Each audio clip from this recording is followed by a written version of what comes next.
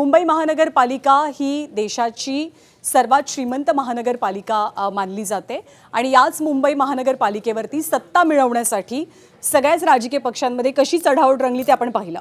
महायुतीची सत्ता तर आली आहे, महायुतीला बहुमत मिळाले, पण कोणत्याही एका पक्षाला मुंबई महानगरपालिकेत बहुमत नाहीये। त्यामुळे आता जेव्हा गट स्थापनेची वेळ आली आहे तेव्हा स्वतंत्र म्हणजे भाजपचा एक वेगळा आणि शिवसेनेचा एक वेगळा असा गट स्थापन न करता शिवसेना आणि भाजप एकत्रितरित्या गट नोंदणी करतील अशी माहिती मिळते। बहुमताचा आकडा आणखी भक्कम करण्यावरती भाजपचा भर असल्याची माहिती सूत्रांकडून देण्यात येते। तर नेमकी कारणं काय असू शकतात, म्हणजे एकत्रित दोन वेगवेगळे पक्ष आहेत पण ते एकत्रित गट नोंदणी नेमकी का करू शकतात याबद्दल बोलण्यासाठी शिशुपाल माझ्यासोबत आहे।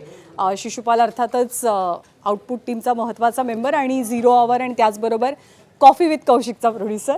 तर शिशुपालशी आपण बोलूया की दोन वेगवेगळे पक्ष आहेत खरं तर, पण एकत्रित गट स्थापनेचा भाजपचा आग्रह का दिसतोय? त्याचं एक सगळ्यात मूळ कारण जे आहे, जर त्यांनी एकत्र गट नोंदणी केली तर तो जो आकडा आहे तो 118 एकत्रित दाखवता येईल। जर त्यांनी एकत्र नोंदणी नाही केली तर तो 89 आणि 26 असा आकडा दिसेल। त्याच्यामुळे त्यांनी जर एकत्रित नोंदणी केली तर आकडा मोठा दिसेल, त्याच्यावर भाजपचाच वचक राहील।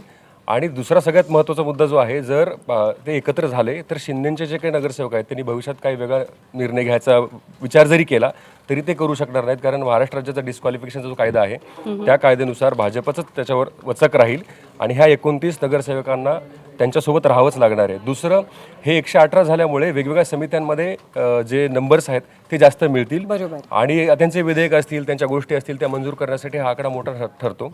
त्याच्यामुळे भाजपचा आग्रह आहे की आपण एकत्र नोंदणी करूयात। आता बघूयात कधी होईल। म्हणजे बेरजेचे राजकारण करण्याचा भाजपचा एकंदरीत प्रयत्न दिसतो आहे। त्यामुळे वेगवेगळी गट नोंदणी न करता पुढच्या राजकीय फायद्यासाठी एकत्रित गट नोंदणी करण्याचा आग्रह सध्या आपल्याला भाजपचा दिसून येतोय। एबीपी माझा, उघडा डोळे बघा नीट।